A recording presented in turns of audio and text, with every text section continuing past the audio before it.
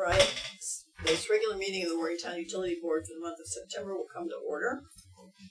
First item of business is approval of the minutes. May I have a motion? I move to approve the minutes for the regular meeting of August 12th, 2025 as submitted. Okay. Are there any objections or corrections? Do I have a second? A second. All in favor say aye. Aye. All right, motion carries. Public portion. Do we have anyone here from the public to speak? Not at this time. Do we have any letters in those? No. Okay. Here at the Morgantown Utility Board, we consider ourselves a family, and so we like to acknowledge events that occur in our family.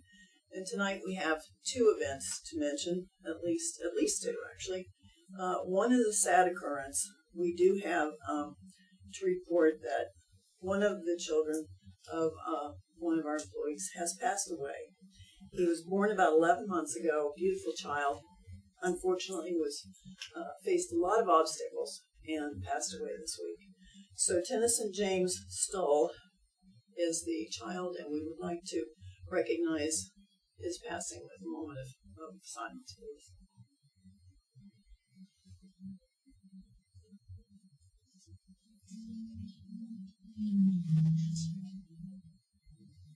Thank you. Okay, under new business, we have good information. The National Association of Clean Water Agencies Peak Performance Awards for the City of Morgantown Wastewater Treatment Plant and Sheet Lake Wastewater Treatment Plants. So, Star City and Sheet Lake Wastewater Treatment Plants have received the prestigious Platinum Peak Performance Award. Platinum is top of the list. It's the best you can do. It's the best we always do. We're so proud of this. It's conferred by the National Association of Clean Water Agencies to wastewater treatment plants that are 100% permit compliant throughout the year. Now think of that. That's quite an achievement. Two things make this year's award so special. The first is that this year's Platinum Award marks the 24th consecutive year for the Star City plant and the 26th consecutive year for the Sheet Lake plant. So this is a world-class award.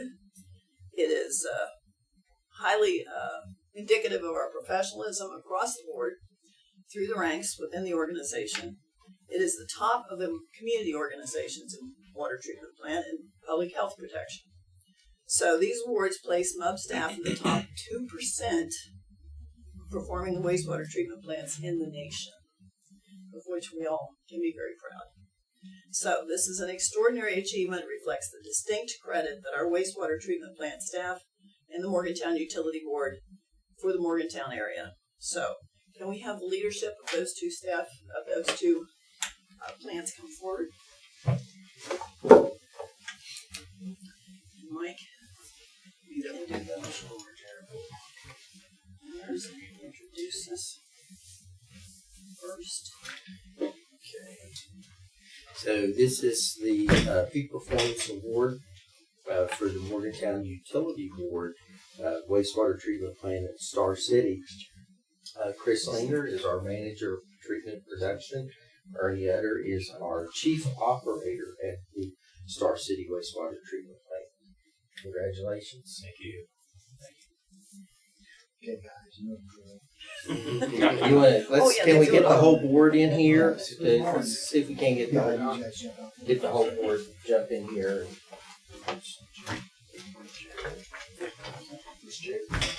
He's going to come up for the set.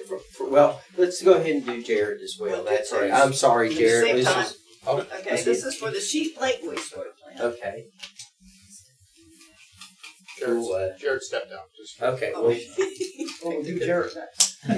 Yeah. Jared. Well, Come on over. Oh, no, Turn sideways. Go ahead, That's Mark. it. You can Sorry. scoot over. Okay, good deal.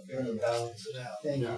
you. Yeah, we got somebody to fail with you. Can I ask one big favor? there. Can everyone shuffle this way for me a little bit? Get those grease Wrong guys out of I'll here. budget that. Turn sideways a little. Ernie, we're going to shuffle this way some. Oh, he wants this back here. Yeah, thank you. Oh, man. There you go. That's Yeah, first one. yeah, He's yeah. killing me. Of course. All right, on three. 1, 2, 3. All right. Kind of improved. All right, don't run off. We're waiting for Jared to get back. Little did he know. Poor guy. I know. He's late for his own award. Yeah, he's waiting for his own award. That's what you get when you have 26 years. You can be late. You can be late. You can be fashionably late. You earn it. Yeah, script these out a little bit. Gosh, this is so awkward. This is funny. I think I just heard the Lord. Well, then we'll just have to keep it. Oh dear. I'm gonna have to be a phone call. Thanks for Suck riveting, you in for the photo. I can suck it in. thanks for riveting TV. Yeah. Right. Well, congratulations. You guys Our do a great 5 job. fans Really are watching. appreciate it. Thank you. It's a little bit of work. Yeah, a little bit of work. And you've been in this You guys position. make it easy, though. How long you been in this Support. position? It's been a little over 2 years. 2 years. And you did it. Right. Yeah, well, I definitely can't take all the credit. It's earning his staff makes it real easy. Yeah. Team effort. And yeah, a good note is though when during all the renovations, Chris was the engineer that oversaw the project. It was his project to take care of all of the work with Strand, and so he was a big part of all the entire redo of Star City. So, He knows where all the nuts and bolts are. Pretty Yeah. much. Yeah. Pretty much. I mean that's why it was just kind of a natural fit for him to go straight from here in engineering to the treatment facilities because he had been involved with every facet of the upgrade, and so Well, also he's a good representative of Bob, and you always get to help with some of the tours and the students who come through. Great. all right. Do the education. Oh, yeah. And so for the Jarrett is here now. So Jarrett Luzader, this is a 26th Peak Performance Award, 26 years. So, and then we'll go ahead and get another shot with Ernie holding the. Okay. Move over this way. Yeah, there you go. Squeeze on here. And smile. Yeah, I want smiles now. Ready? On three. 1, 2, 3. All right. We got it. All right. We did it.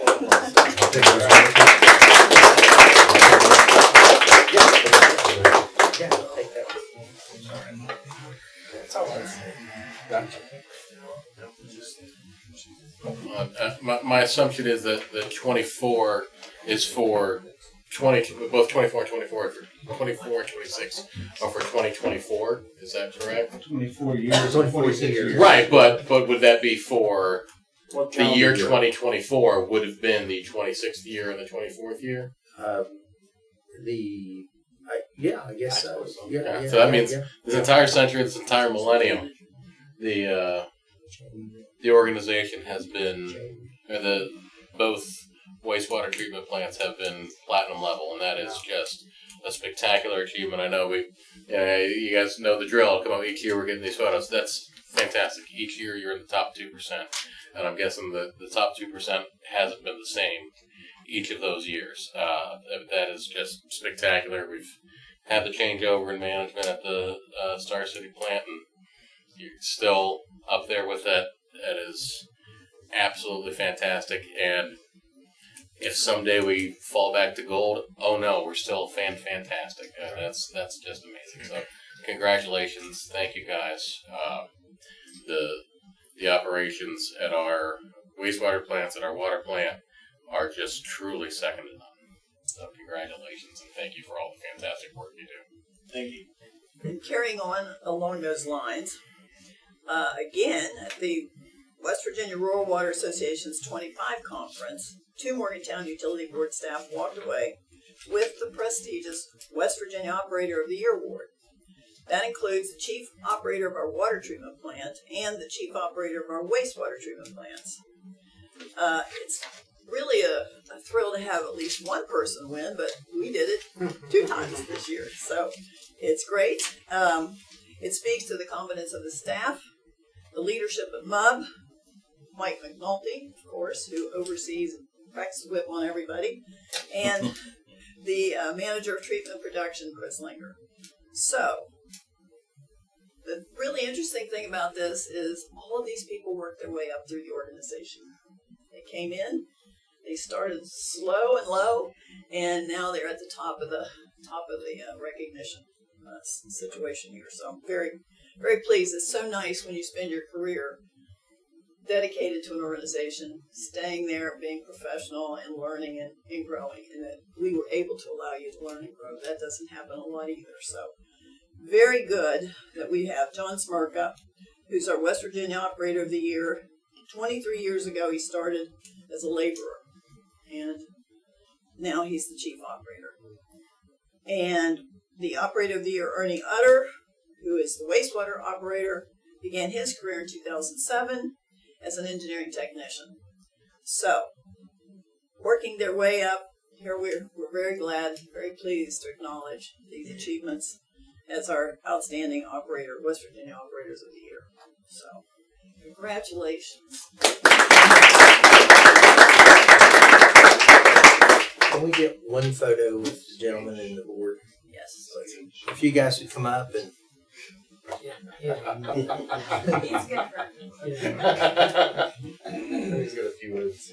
You want to stand up again? Yeah. You have to stand up again. Right. Next month, our architect will be here. We'll talk about the issue we have with space. I say. Congratulations again. Thank you. All right. Come on over here. Right here in front of us. Good.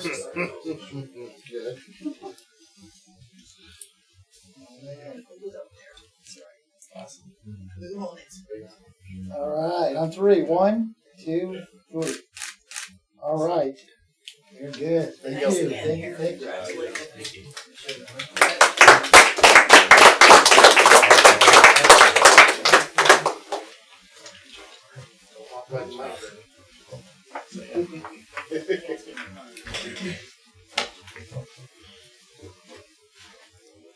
I did want to mention that we have Jamie Miller with us tonight, our new city manager. Welcome. We're glad to have you here.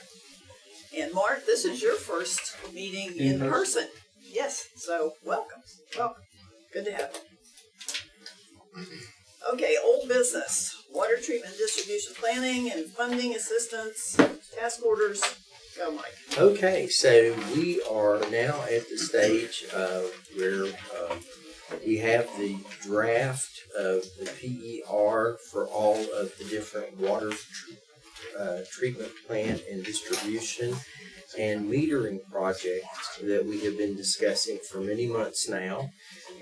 We have our Scott Stearns and Sam Hosevar from Strand Associates this evening to give a presentation on all of those projects, and we have the task orders for the board's approval that go along with each one of those projects. So with that, I'm going to turn it over to Mr. Stearns. Thank you very much. Appreciate it. If I stand over here, is this okay? Is this distracting or? I think we really need you at the microphone, Okay, Scott. sounds good. Sam, would you swap with Will so that you can forward the slides? All right. Okay, so we're here talking about the water system planning update. Thanks for having us. We appreciate being here. So today the goals of this presentation, to summarize key findings from our preliminary engineering report, or PER. We're going to present the selected alternatives and opinions of probable cost. And then there's kind of two groups that we're looking at. Group one is we're looking to for board disposition on design and construction, and so those are kind of being put together. So design and construction of Mile Ground Tank and Greystone Tank rehab, the Mon Boulevard water main construction, Wiles Hill pump station generator, automated meter reading, or AMR, I might say. So, and then telemetry. So telemetry, what I mean there is that you've got numerous booster stations and tanks, and all of those need to be seen back at your local SCADA system, and so there's a radio, and that telemetry needs to be able to get seen. The radios that are in that system right now are antiquated. They've been obsoleted, and they're not making them or supporting them any longer. And then there's a second group which we're looking to just ask for disposition for board opinion on the water treatment plant design, as well as some distribution system improvements for Union, Saberton, and SheetNet.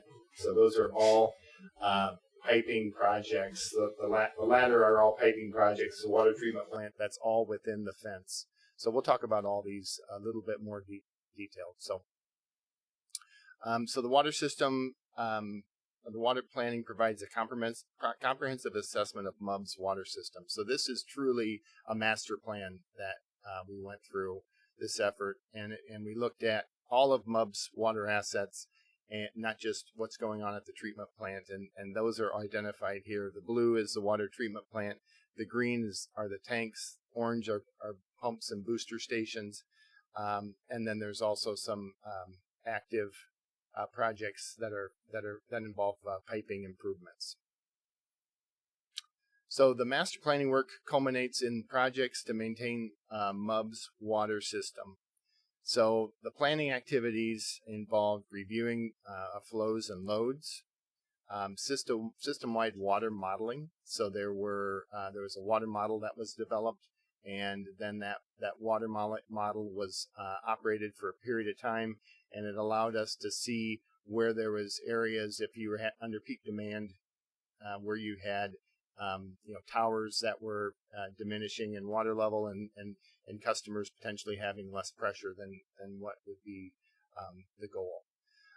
Identification of projects, and then opinions of probable cost. So we kind of approached this in 5 major pieces. We looked at the big blue. You kind of think of the water system, and you think of the water plant. But there's more than that, right? So the green are the elevated storage tanks. The purpley blue is customer metering.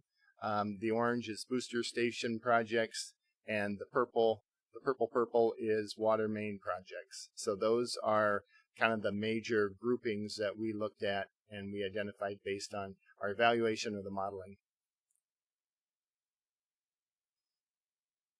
Okay. So I think it's back to you. Okay. Thanks. All right, again, I'm Sam Hosar with Strand. I'm going to talk a little bit about the major projects that were identified as part of the master planning process, starting with the distribution system projects, which will move treated water reliably and efficiently through the system.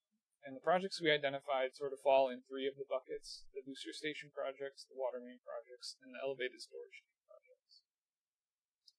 The first project, which Scott mentioned, is related to telemetry. As you know, MUB operates a large system that's spread out very widely over a geographic area, and all of those facilities are connected via a central control system, or their SCADA system, and they communicate via radio telemetry. At this point, like Scott mentioned, the telemetry equipment that are in all those stations is at the end of its useful life, and it's not really able to be replaced in kind. And so this project would be not only replacing the radio telemetry units at over 63 remote facilities, but also the programmable logic controllers, kind of the brains behind each of those different facilities. And so this includes booster stations, tanks, not only on the water side, but I believe also on the wastewater side as well. And it'll connect it all back to the central hub, the SCADA networks at our treatment plants. This will include, it's mainly an electrical project. You're kind of getting in the panels there. So it includes the replacement of those specific units and then any miscellaneous electrical and instrumentation work to facilitate the installation of those equipment. The cost for this project, including design and construction, we estimate to be $2.8 million. And the details related to this task order are in task order 2505, which is included in your packet. I can answer any questions about the scope of that project if you have them, or any questions about the project at all. But it would take you through the design, bidding out the project to an integrator or a contractor to get the replacement, as well as services that would be provided during construction. Then there are 4 other distribution projects that fall into a category of sort of near-term needs that would be addressed, sort of address existing assets that are more of operation kind of rehabilitation projects. And those include Mile Farm Tank Repair Project, a Greystone Tank Repair Rehabilitation Project, the installation of a generator at the Wiles Hill Booster Station, and then a water main project along Monongahela Boulevard. The 2 tank projects are really just to replace interior and exterior coatings that are at the end of their useful life. Strand Up went out into the site visit, did an inspection of those tanks, and has a suite of kind of recommended improvements just to get those coatings up to par, sandblast and replace them as needed, and make some miscellaneous kind of site structural piping improvements. This is something that just due to the size of the project and the scope, it's not something that most staff feel that they can do in-house, and so we would be putting together design documents for these 2 projects, bidding that project out, and then providing support during construction. The Wiles, yes, question. I have to say, with some element of pride, that I was on the Cheat Neck Public Service District when we ran into water shortages in Greystone, and we elected to erect and finance that specific tank. So I'm very pleased that going back and retrofitting it, but I leave the selection of the tank color up to someone else because I picked the color and my wife did not like the color. Oh no! So someone else can pick the color. At least she didn't have to see it every day. Right. But I think in honor of Tom, if we have a caricature of him on No. You can sign the bottom of it. All right, we'll be sure to include that in the bidding documents to get a good caricature artist on staff. The next project is a Wiles Hill Booster Station project. I actually want to go back one slide quick. And there, the project is sort of a very kind of a tight scope. It just doesn't have any backup power on the site, so the project would be adding a backup generator there to provide power in case it's lost. And then the Monongahela Boulevard water main replacement. There's a kind of a water main that goes up the hill up towards the university. It's on a very tight slope, and it's probably difficult to access and is getting near the end of its useful life. And so we evaluated a couple different routes and are looking to replace that in an alignment kind of in the shoulder of the road. That'll be a lot easier to replace, if and when that, ideally before that segment of piping has a problem. Apologies for interrupting on this.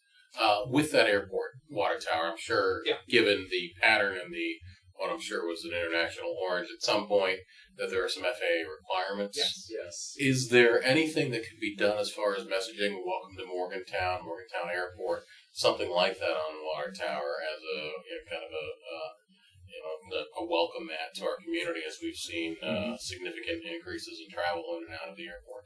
I think we could look into that. I know that we kind of did an initial contact with the FAA just to be sure we understood if there were any other improvements that would be needed to the tank, to bring it up to current regulations. We didn't probably specifically talk about changing the paint color, but that would be definitely well within our scope to reach out to them and understand if we could add some. I'm only one vote on this board, but I'd love to see some sort of welcome message. That's definitely something we could look into it during the design phase. Thank you. All right, I'm ready to go to the next one. Okay. This is just a map that shows the location of these projects. There's not just in one part of the city, and this would impact both storage, pumping, and piping. And again, these projects are selected as near-term projects because their scope is very well defined. They're not super huge projects, and we feel that they can be moved forward without a significant level of additional planning.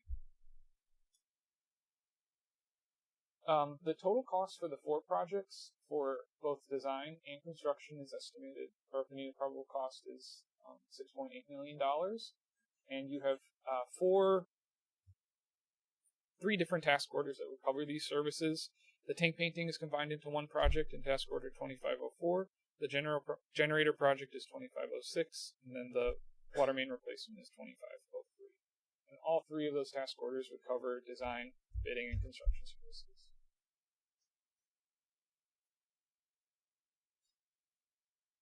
Also related to the distribution system, but a little bit different, is the customer metering portion. And we worked with MUB staff to evaluate a whole suite of different options, from a very wide automatic, very wide scale, replace every single meter project, to the scope that we've proposed here, which is a more scaled down or phased approach. So, as Scott mentioned, the automated meter reading, or AMR system, is a technology that allows you to collect water meter data electronically. So rather than having to go and read the numbers on the meter and go house to house, you can collect that data, using radios and things like that. So it eases not only the capture of data, but it also improves kind of the MUB staff's ability to get in and not have to go into private homes, or circumstances that I've heard some instances where you've got to go into maybe some interesting spots to go collect data and deal with homeowners and pets and things like that. So we worked with MUB staff to kind of right size this first phase so that approximately 4,500 meters would be included in the program. This would include all of your meters that are 2 inches and larger, which are about 520 meters. And then we started with about 4,000 meters that are residential size, that are indoor and difficult to access, or kind of what MUB staff deemed unsafe areas that I talked about, which would be harder to get to. And so the benefits of this program and rolling out this AMR technology is that it improves efficiency in collecting data, it improves the working conditions and safety of MUB staff, and it enhances the customer experience. You're able to collect the data in more real time, you can make that available to them, and along with that, it can integrate in your billing programs to make that data available to them, in more real time. So this would likely be the first of several phases as you would choose to continue to expand the program to other meters across the system. Services for this project from Strand are covered in Task Order 2502 and include design, bidding, and construction. The total cost for that project, including engineering, design, and installation and construction costs, is about $5 million.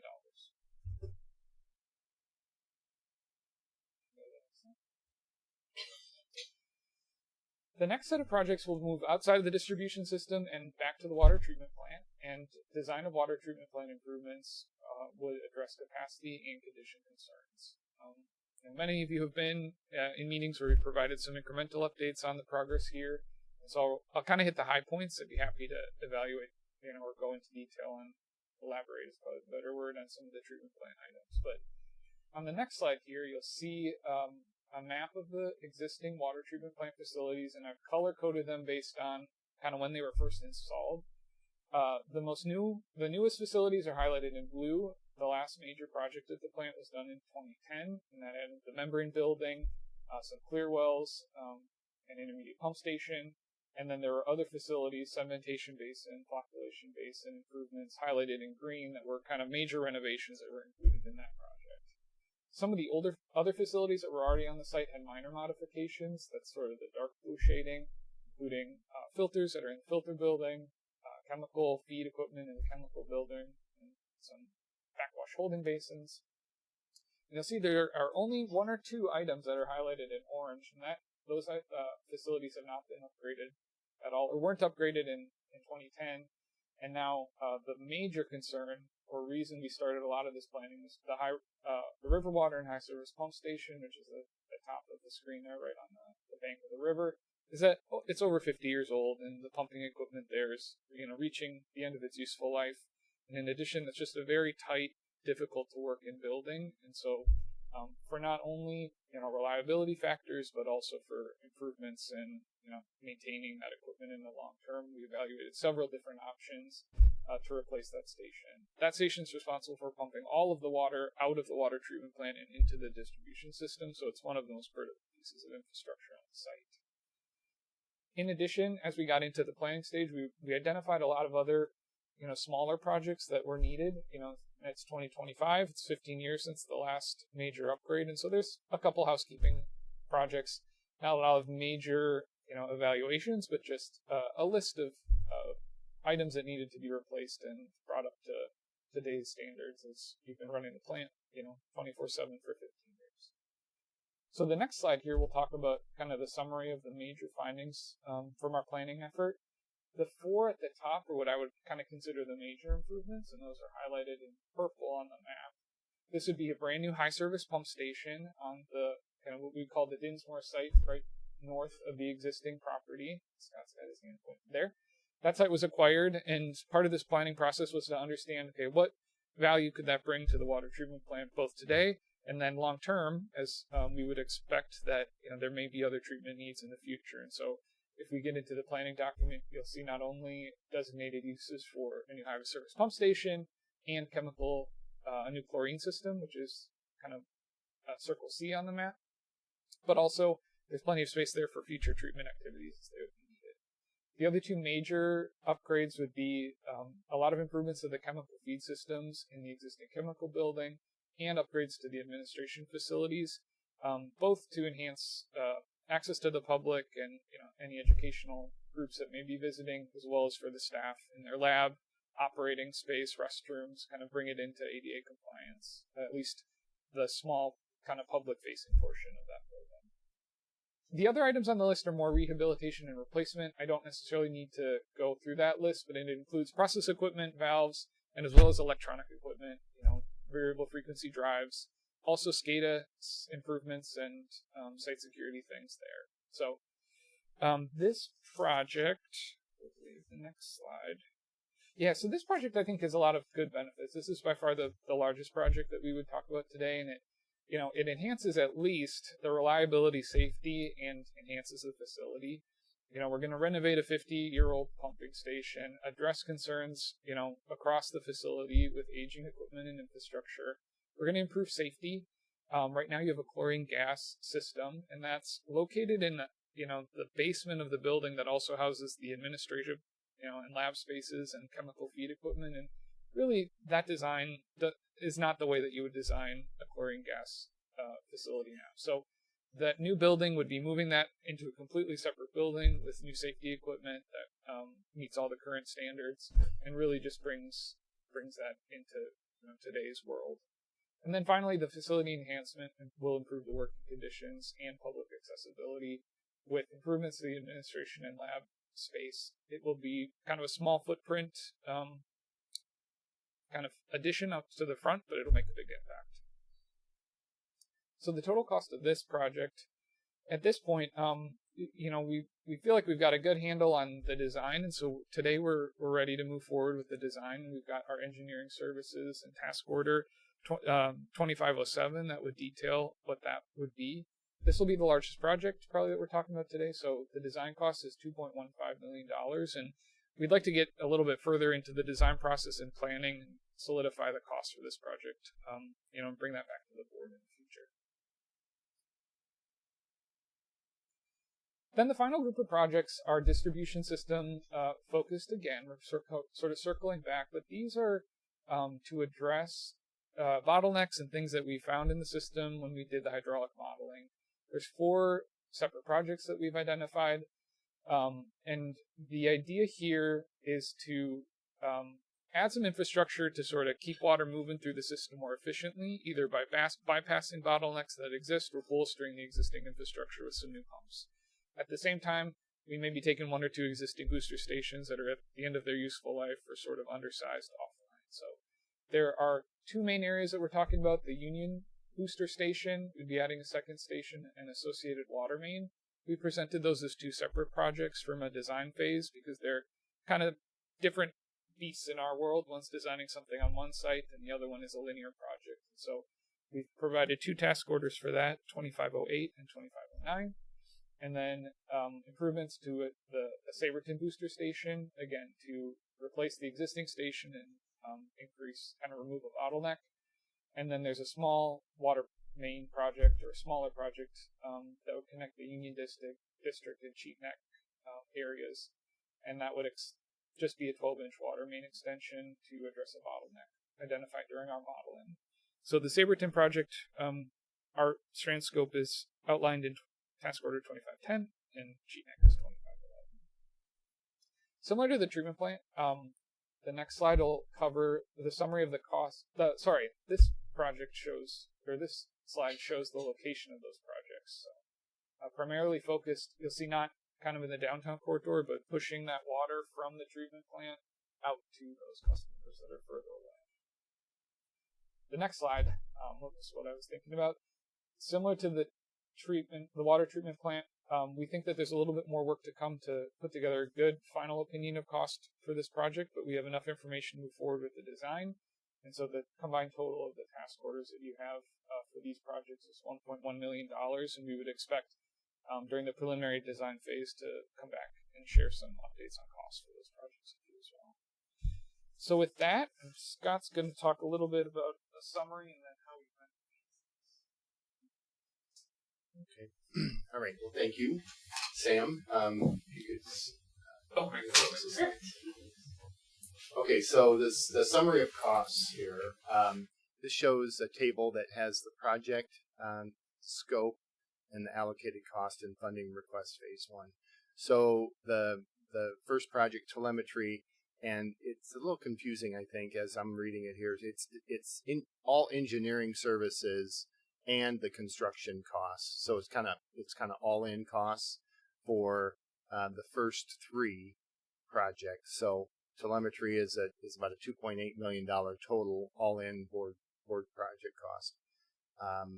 Same with the mile ground and the AMR, whereas the water treatment plant project and the distribution projects that Sam just talked about, those would just be designed at this stage of the game, and there'll be and once those are defined, there's that allows the board to go out and try to identify funds to be able to get these projects funded, because my understanding from Mike is that would be the way that the board may want to move forward with this. So the total ask right now of things to move forward with would be about $18 million. So the summary of funding strategy, how's this going to get paid for? Again, we're kind of starting to exit the realm of engineering and enter the realm of finance, but at least as far as what I understand in doing projects in the state, these projects, possible funding sources would be West Virginia DEP, Department of Environmental Protection, Drinking Water Safe State Revolving Fund, IJDC, Infrastructure and Jobs Development Council, Public Borrowing, WIFIA. I'm not sure if I remember what WIFIA stands for, but WIFIA is a newer program that our government has put out there that allows some favorable funding in the terms of, typically better funding than what public borrowing would allow you. So this is the overall summary of this phase 1 that we're talking about here. The next steps and the schedule. So I'll move to the schedule first. So the preliminary project schedule, we have identified all the different projects. So Wiles Hill Generator, Mon Boulevard Water Main, Greystone Tanks, Mile Ground Tank, customer metering, thank you, telemetry, distribution, and then the water treatment. So the blue is identifying the design effort, and the green is the construction effort. So we'd anticipate having these projects on the street in 2026 if the board chooses to move forward. So this is kind of the schedule. So the essentially if I think the ask here tonight is to be able to submit a funding request and the preliminary engineering report to the agencies. And then potentially to authorize the design of these selected projects. So that's I think that wraps up our presentation, and sure would love to answer any questions that you may have. I realize we kind of fed you with a fire hose here. Part of the fun. And good water. Right. And they work. It's clean water. Yes. Okay, so let me see if I understand this. Task orders 2502 through 2507 is what you're calling the first set of proposals. 06. 06. Yes. 07 would be. 07, the second. Okay, and you're saying that's $18 million beginning in 2026. Well, the 18 million would include the design for the Yes. phase 2. Okay. So it'd And be includes the construction for the phase for 1. the first phase one. Phase 1. Okay, yes. design, bidding, and construction. Right, so there's engineering services, and then there's also, so it includes all the engineering services, design, bidding, and construction, and it also includes the contractor costs of actually building the facilities. I think this, I don't know if I have to talk to Mike, but I think if you consider the blue lines would be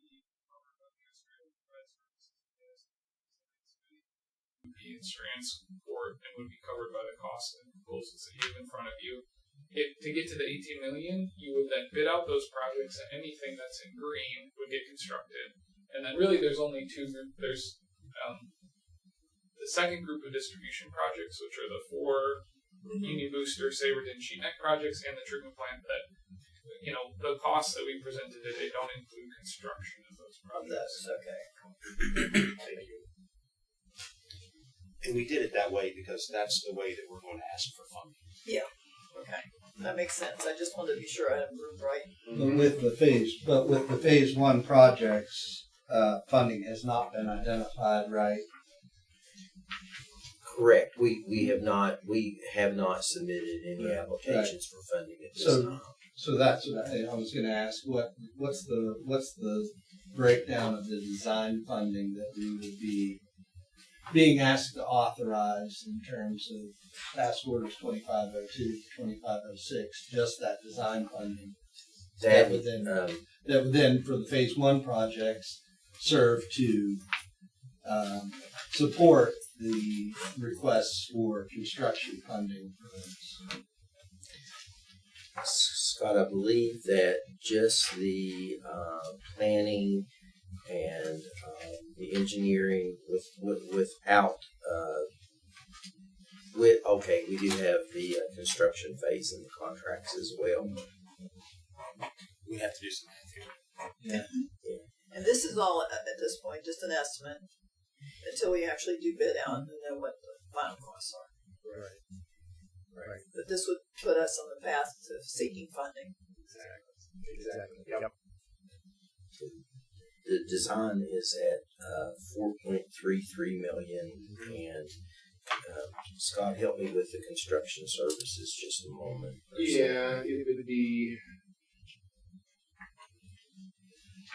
These task orders that you're talking about, 1.495, 800 would be everything from 2 through 6. Okay. For all of And that takes Strand all the way through construction. So not just the design, it's also bidding and construction. But that's what these task orders add up to. Okay. 2 through 6. Engineering, design, bidding, and construction.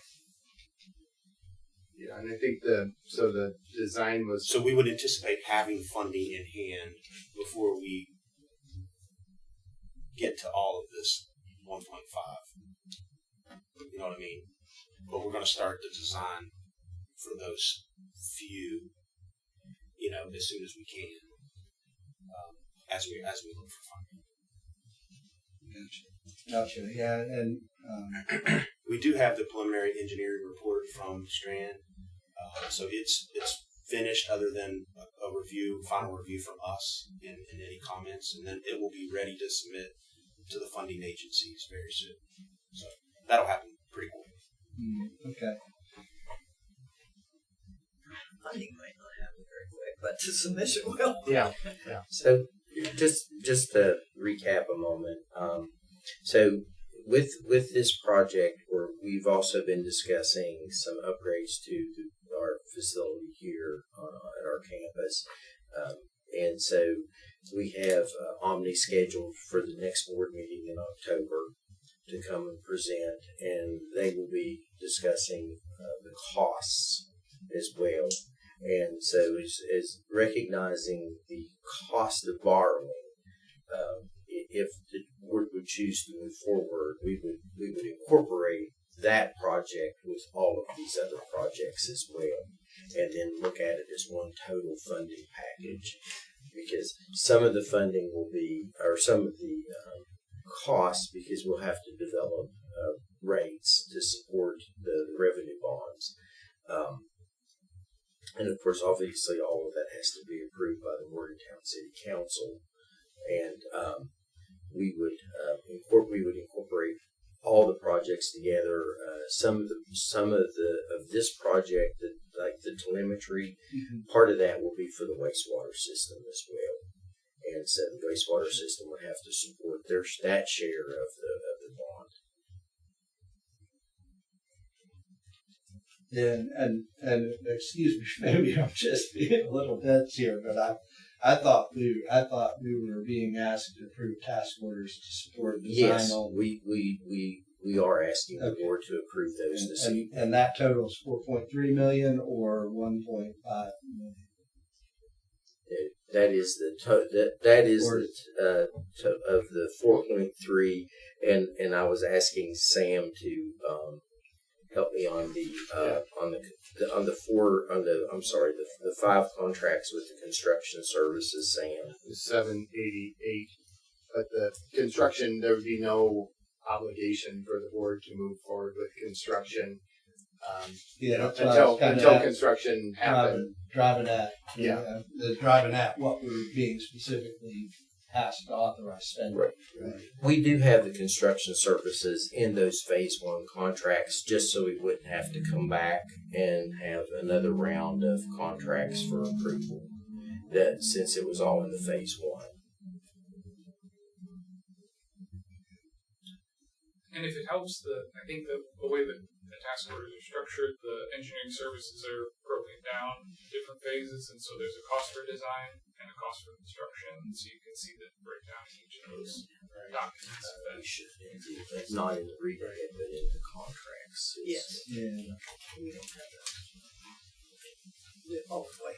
That's for a different. That's contract. really what I was asking. Yep.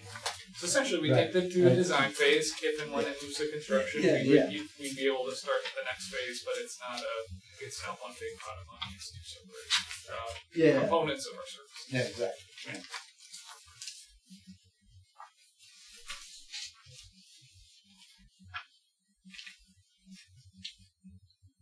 Okay, so point of discussion between 2502 and 2506, as you go down that list, do any of you have questions about any of that or any concerns or should not be included?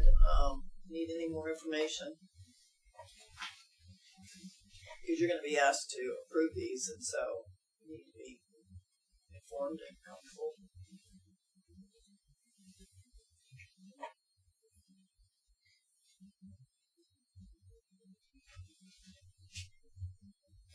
Okay.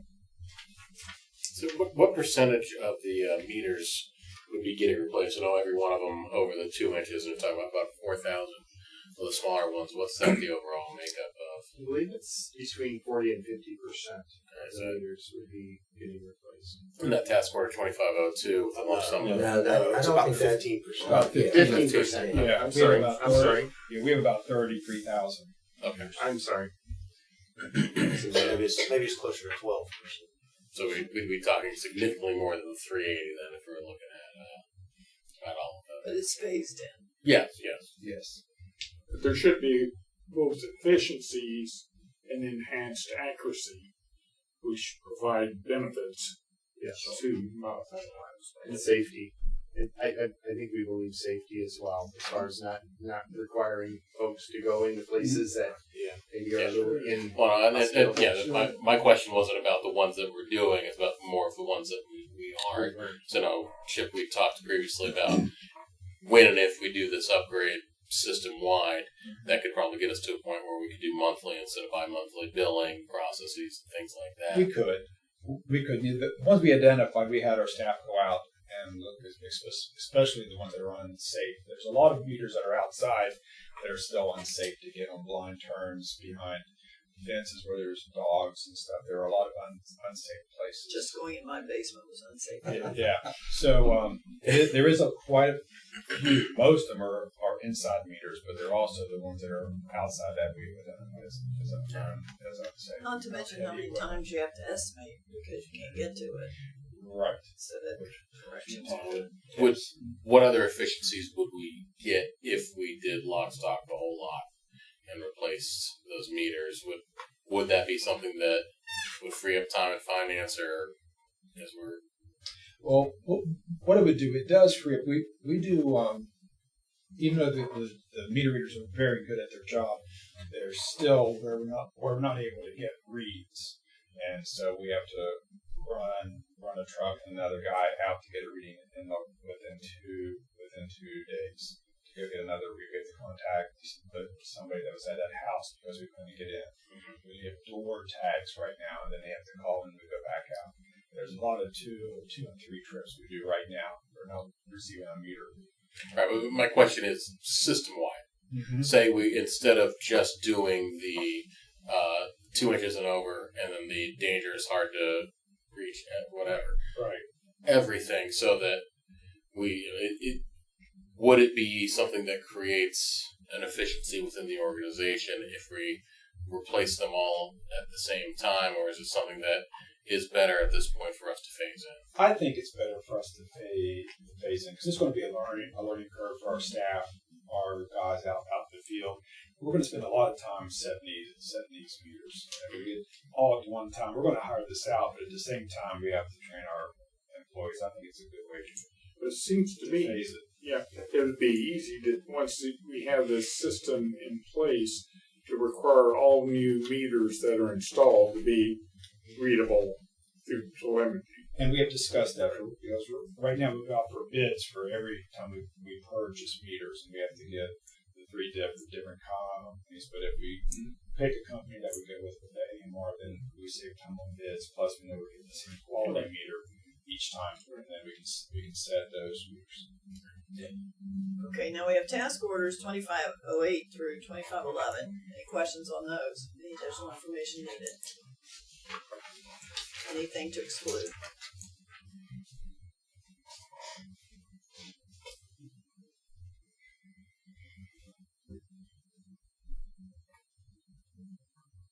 And this is without construction at this point for these. Yes.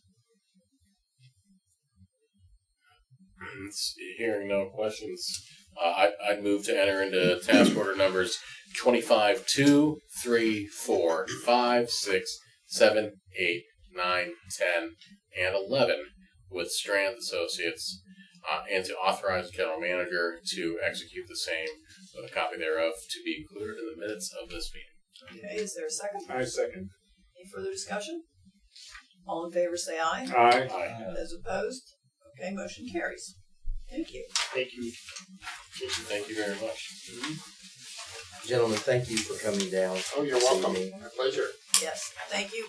Good presentations today, lots of good information, lots of action. Are we ready? Will is attending attendance tonight. Will is our inspector. He's an engineer with Strand Associates. He's our chief inspector out at the Cheat Lake wastewater treatment plant upgrade project. So he lives out there in a little trailer. Is that what that is? Okay. Yeah, he has his own little trailer out there. Pit bull tied to the front of it. Yeah. We're in the fun part of town, Will, so welcome. Probably see him at Woolsey's. Yeah. Oh my goodness. All right, let's see, where are we in our agenda here? Back myself up. So B. Okay. right down we're at in that, an update on B. Star Oh my City. goodness, all right, go for it. Okay, so staff has filed a petition for consent and approval for the Morgantown Utility Board to acquire the waterworks and sanitary sewer system of the town of Star City. As with all of our other acquisitions, and most recently the Cheatview Public Service District, once the PSC issues an order approving the acquisition, which I know it can take up to 6 months. I believe that was the Westover time, Jeff, or Cheapview's time was 6 months. MUB will then submit to the Morgantown City Council a rate ordinance for their approval of the acquisition and adding the Star City rates to our tariff. And I do want to remind the board that after reviewing the annual report, and Chip, you can chime in here if you like. It was our recommendation to the board that we keep the Star City rates. The Star City rates do generate a higher revenue, and it is, as with all other acquisitions, those utilities stand on their own and are not subsidized by the Morgantown customers. And they're actually accounted for in a totally separate accounting process, their own budgets, et cetera. Yes. Correct. And when we ran the numbers, both the water and the sewer did bring in more revenue than our tariff does. Now, let me be clear. We don't develop budgets for each of those utilities every year, but we monitor those costs. Okay. Chip has the I thought ability. you asked if they kept the budget. I'm sorry. Yes, they. Yeah.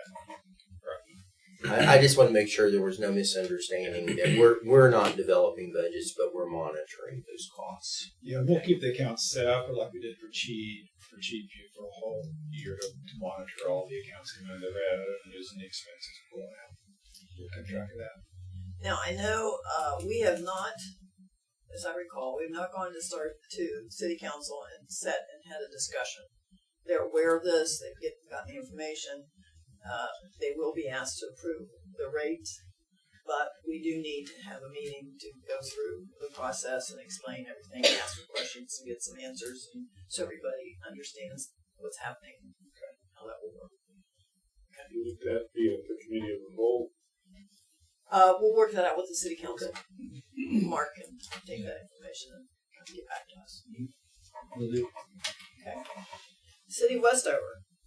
Okay, so we, the Morgantown Utility Board, continue to operate the Westover sanitary sewer system under an O&M agreement. Right now, it's our understanding that all the work on Holland Avenue has been completed. There is some ongoing replacement of some other sanitary and storm sewer lines and a few other little parts of the city. We believe the lift station replacement project has not started yet, but I think it's scheduled to start maybe later this month, Rich. End of the month. And do you recall the contract period for that lift station? I mean, it will take some time to get that built, but we operate. We do what we were already doing the billing. We operate the water system. I mean, it's the most water system that's been in the town for as long as you've been here, Chip. It's right. Yes, it has. So we keep everything separate in separate accounts. The revenues, we make deposits to the working cash capital reserve account every month. So we have a very good idea of what those costs are and what time we spent there. Westover is unlike Star City, which has no bond debt. Westover will have bond debt, and their rates are designed to cover that debt. But I think it's important to always remember that if there was an issue that they weren't covering their debt and their O&M, we would have go to the Morgantown City Council. Now, this is after the acquisition, of course, that Morgantown City Council would make that approval. So if it was necessary. To increase rates if they were ever necessary. For that area. Yeah. If it was recommended by this board and approved by the Public Service Commission, right? We are locally rate regulated, so we are not required to go to the commission. That's right. Thanks. So we would make the recommendation to this board as what the rate should be. What I guess I can always say about rates, they're never going to get cheaper. I mean, inflation alone. I mean, we see with chemicals, chlorine expenses have gone up drastically. Electricity is going to go up. Electricity is our third largest expense. No one could ever make a promise that rates won't go up. Yeah, Westover's bond payment, first bond payment came out last month. So, Was that an interest only payment on the interest? No. It was on the principal as well. Yes, it was. Okay. right, G Lake, you ready for that one? Yeah. Well, Will's here, he should be able to give that report. Yeah, As go ahead, he John. was- No pressure, Will. Mealy and Mealy, they have much of the concrete work completed in the UV structure as possible at this time, and the old construction joints have been sealed. And the concrete work is progressing, and the mass earth moving for the reroute of Kelly Run is completed. Grass has been planted and erosion matting has been installed. I think we're seeing the grass grow. It looks really nice out there. I was out there at, over the Labor Day weekend, and it looked real nice. The concrete work for clarifier number 3 is expected to start this month. The contractor is continuing installation of the 24-inch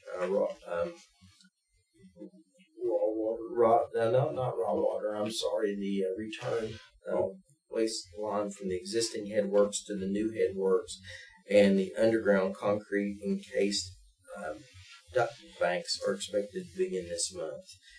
In the new headworks area, the base slab and walls of the downstream splitter structure have been placed, and the contractor is performing a water test prior to backfilling to connect the upstream headworks. What's the projected in-service date at this stage, given the work done today? I think it hasn't, the dates really haven't changed, I don't think. This guy knows. Spring of 27. Will knows, right? Yeah. Spring, summer, 27 substantial.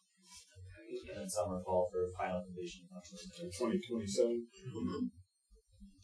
All right, any observations that you made, Dr. Witt, that you'd like to share? No, except I drive by occasionally, and sometimes I Well, saw a little erosion, but they fixed the erosion, and so the grass is greener. I think we should get you a little camping chair to sit out there so you. I usually work off the straw barrels. No. Or straw Bales. bales. Gotcha. Okay, who gets the bail? I want to know. All right, so that's a lot of, that is just a huge project. It's just an impressive project to go out there and look at that, so. And we'll get there eventually, Tom. Yes, All right. we appreciate it. West Ridge. Yeah, the West Ridge Chaplain Hill Water and Sewer Projects, our first contract here, the Mon River Directional Drill Water Line Project. The contractor has completed the drill setup. He's drilled underneath the river and is currently under Walnut Street. They're anticipating being completed with the pilot.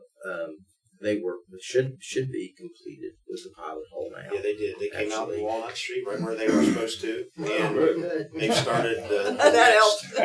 they started the next pass through with the first reading. So that's what they do: pilot hole, and then they make the hole a little bit bigger and a little bit bigger and a little bit bigger. So they're on the second pass through. Fascinating. So our crew, our own crew, has completed the tie-in and extension of the 24-inch water line at the intersection of University Avenue and Walnut Street. So we got all that completed, albeit we kind of did that when the students got back. But we did do it at night, so that was a big benefit, I think. Yes. But it is coming right along. The water system upgrade on Chaplain Hill, let's see, I think we finished up the startup. I think there were a few odds and ends there, but overall I think it went very well, didn't it, Rich? Yes, it did. Our team has been working to finalize the SCADA components of the project on the back end of it, and we plan to test the booster station over the next couple weeks before we start decommissioning the existing one. So we're going to make sure everything is spot on before we turn off the existing station. Is that the one down at the bottom of the intersection? Yeah, right there you see it if you were going to go over to the restaurant there. Okay, good. All right, storage tank. Yeah, the contractors completed the installation of all the underground piping. We've already started filling the I think it's I want to say it's filled now. It's not full yet. Not full. We're getting there. And So that's the filling the tank and then doing the disinfection and then take the back T samples. So hopefully the tank will be up and operational by the end of this week or early next week. Great. All right, the sanitary sewer system upgrade. Yeah, so the contractor performed the generator startup at the test at the Chaplain lift station. We're working on some electrical items and going to schedule the drawdown test in the next couple weeks. The goal was to have the new lift station operational by the end of September so we can work on decommissioning the existing lift station. Anderson's completed all the road restoration paving along Chaplain Hill Road. All right, back to our favorite project, Upper Pocono Run. Yeah, so Loretta has construction. They've reached substantial completion in the middle of August. They're working on completing punch list items. Stream restoration is completed now. Tree plantings, I think, are starting this week? This week. Oh, Yeah. Good. And so, E.L. Robinson Engineering, part of their contract, they are replacing all the property pins. So, during that work, property pins were removed, but we have licensed surveyors and professional engineers ensuring those are all put back correctly. Good. All right, Valley View. So Anderson is about 80% complete with pipe installation. Well, actually, I think they're a little bit more than that now because they had a really good week last week. We are in Oak Court right now. We have kind of hit a little bit of a snag. We've got a power line, I think, that we're trying to figure out to work around, and I think we're waiting on the power company right now. Yeah, we were to the installation of our last inlet on the project and ran into some electrical lines that we didn't expect.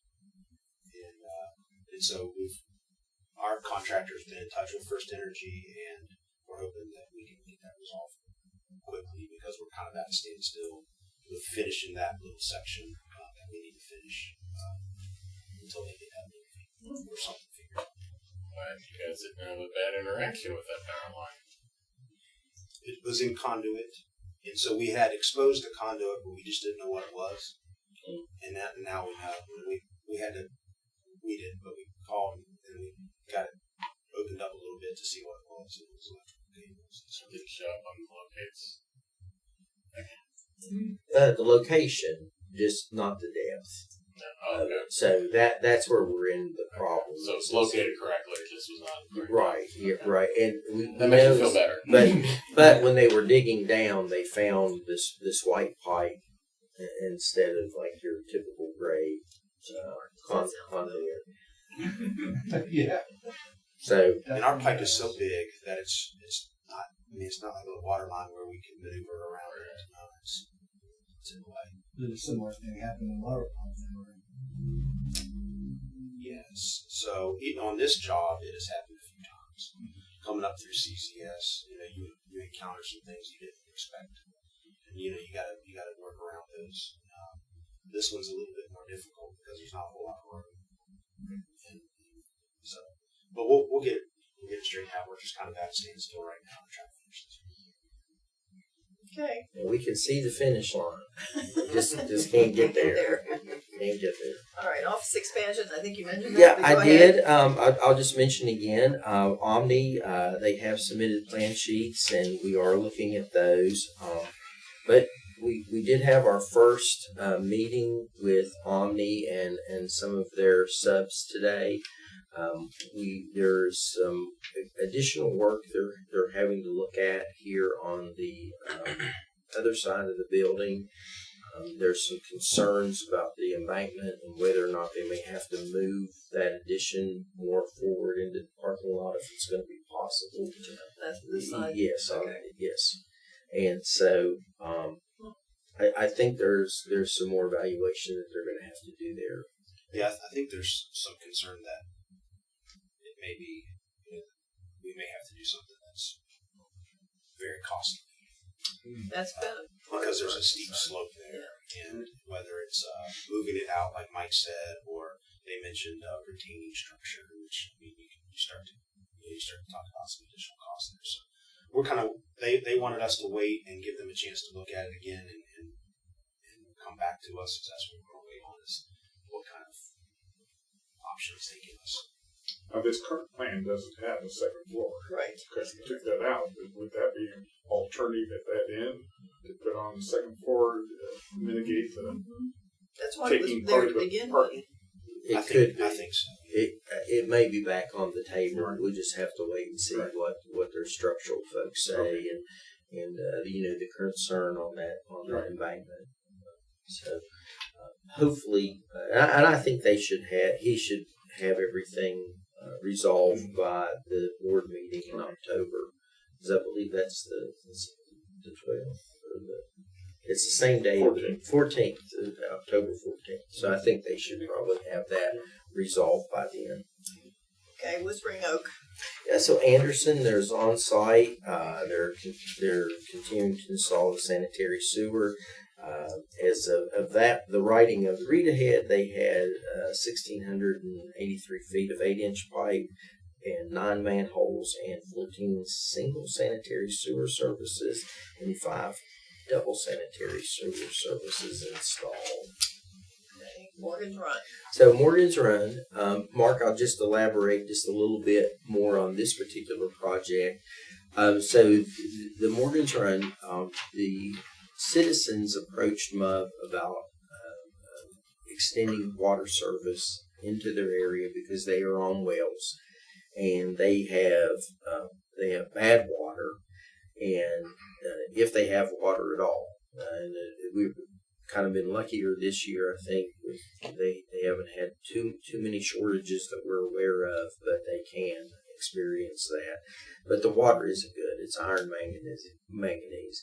So we contacted the West Virginia DEP, Abandoned Mine Lands, and they came in and they did an evaluation, and they determined that it was impacted by pre-1977 mining, which makes it eligible for the reclamation grant. And so that was a big win here for this project.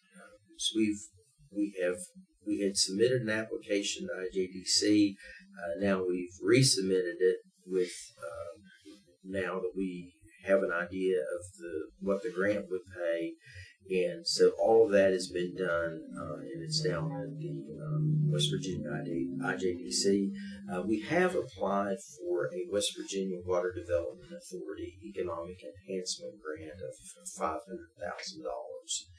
and so we're crossing our fingers that would come through and really help with a reduction in the rate for those folks, because they will have their own separate rate. Morgan Run will have its own rate. Remind me, Morgan Run, does that extend down to the backwaters of the Cheat? Is that the Morgan Run? I believe, I think so, yes. Does that service also potentially include the current owner of Cheat Lake, which is under pressure to provide potable water to the individuals using the Cheat Lake Park? They have signed. They signed an agreement. Okay, to good. Part of it. It's good. That would greatly enhance their water service. Oh yes. Oh yes. I think they have experienced a lot of issues. Oh well, there are many issues. Okay. Terrific to know that Morgan's Run got those mine lands for reclamation. That's terrific. I think that's great. All right, that brings us to your report. Yeah, so just the Deckers Creek sewer line repair. Rich, you want to talk about that? Sure. Oh, I'm going to just Rich has got his thumb on this one. That was Mark. You and Mark are working on it. Yeah. Right. Contesta is providing geotechnical engineering services for us out there, and they've recommended, in order to minimize the potential of some of the existing unsuitable fill that's there on that property, which most of that slope was unsuitable fill that had been placed and pushed over the edge years after years, really caused the slip there. And they requested us to take out a little bit more of that. And so we have completed that now. At this point, Anderson will have removed approximately 3,000 cubic yards of unsuitable fill material from the property. Right now, we are scheduled on Thursday to meet with Potesta and Anderson, who is a contractor doing the work, and to go over the toe key design and the slope stability design for the fix. And so once we have that meeting, Potesta's been waiting for some lab results in order to finish their design, but Anderson should be able to start work on the toe key and the fix as early as Friday. Assuming the meeting goes good, which I know it will. So that's really it won't take long for that to start. Once they get the design and they get the go ahead to go, they're going to go pretty fast. Get the toe key in, get the new sewer line in place, and then start back up replacing the material that we've taken out and putting that pad back at the top. So a lot of work yet to do, but they've done a lot of work to this point too. So Who knew you were going to have to move that much dirt? Literally. it was a lot of earth moving to get down there. It was a steep slope. Yeah. And they're doing a very good job. Yeah, it's looked a little bit like an archaeological kind of dig over there. It really has, and I've seen things get unnerved. Dinosaur bones, right? They're over there with little Right. It wasn't an Indian place. I think some of the things that I found intriguing were the wheels and tires that that's came what I'm up out talking of them. about. Like, oh, there's a refrigerator. Some of the classic cars. I thought about maybe on the side trying to sell some of those things. There's some Might car find Jimmy parts I've Hoffa seen there. come out. That's true, Tom. Jimmy Hoffa might come out. I said, being a novice, I just Googled cubic yards in a standard dump truck. And it's 10 to 14. So, yeah, 3,000 cubic yards. That is a lot of stuff getting out of there. If you only get 10 to 14 on a dump truck. My goodness. Oh, well, all right. Evansdale Sewer Lining Yeah, Project, so- another exciting project. Yeah, it really is. We finished. I think we reported in the last couple meetings that we finished all of the manhole installations that we were doing internally, and now Insight Pipe, they've come in with their report after they did a thorough cleaning and inspection of the sanitary and storm sewers in the neighborhood. There are point repairs that are going to have to be completed before we can start the lining. And so today we actually met with Insight and the subcontractor that they use for those point repairs. And so we had a meeting, and our project engineer, Ken Hacker, they went out on site to just look around so they could get the lay of the land. And so we're expecting them to come back to us and have some more conversation on that work. But it's all moving forward. Rich, if you have anything you'd like to add. No, I mean, I think, having them do the point repairs, it's typically those things are things that we can do. But our schedule is such that, our construction crews are booked with work into summer of next year, fall, spring and summer of next year. And so we really want to get this, we have this lining project budgeted for this fiscal year. We wanted to get these point repairs done so that we can do the lining. And so this makes the most sense, is to see what their costs are going to be. And that's what this is about. They went out and looked at it, and then they're going to give us a cost estimate for them to do that work so that we can move forward with the line. So, Yep. They've been doing a good job. Good. All right. Standard Street, we had I'd sent out some information to the board.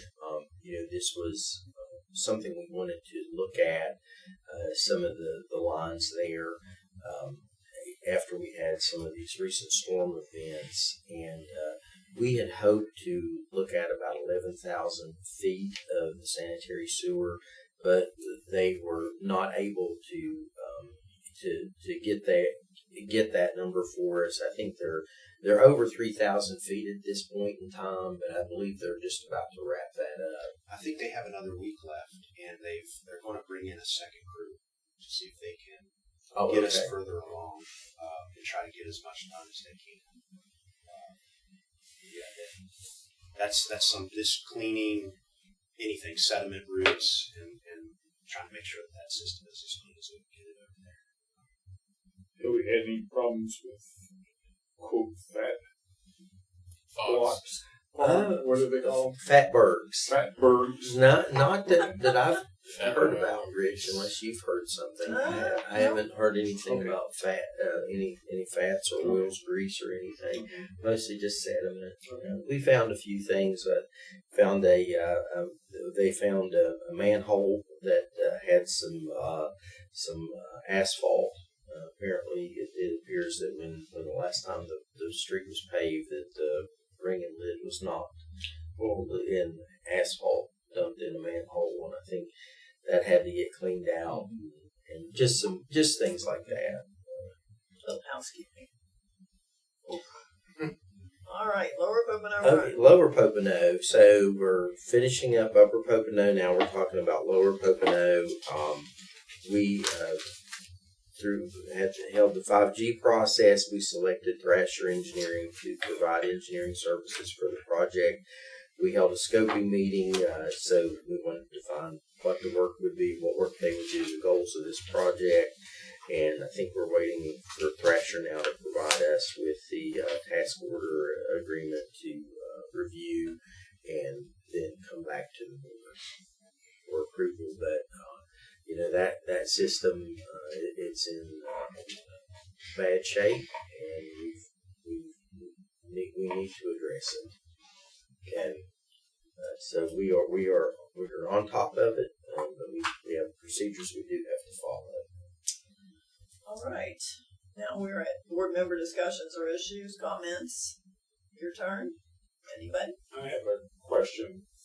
Earlier in the year, or earlier in the summer, you indicated that we were having difficulties filling some positions within MUB. Of course, we passed a pay increase to make it more attractive. Have we pretty much filled all the vacant positions, or do we still have some vacancies for which we are seeking qualified candidates? And we still have, it has helped. It has helped. I think we still have a couple vacancies, maybe a truck driver position, Yes, we have a CDL driver. We have a couple at the shop and one at the wastewater plant, but it is helping.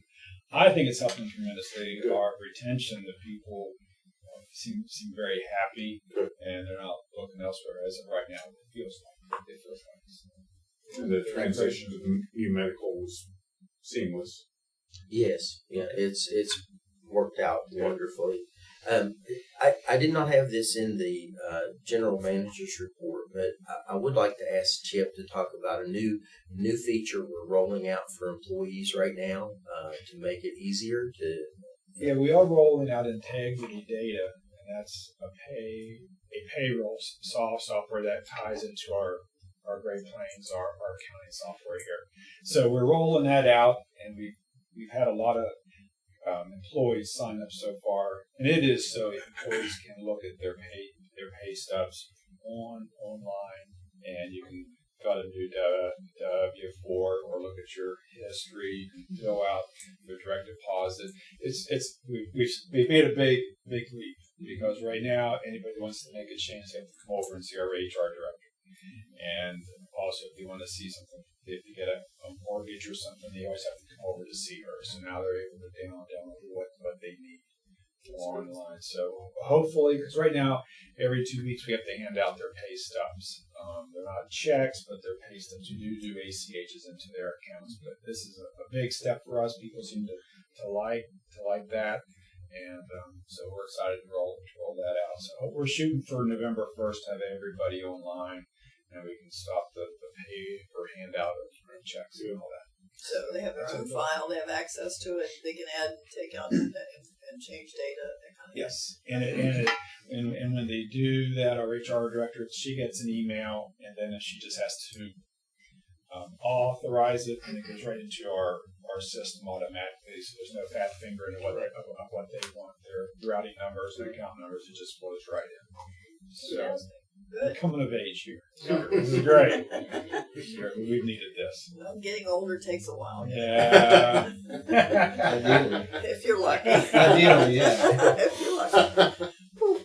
All right. So, do I have a motion for an executive session?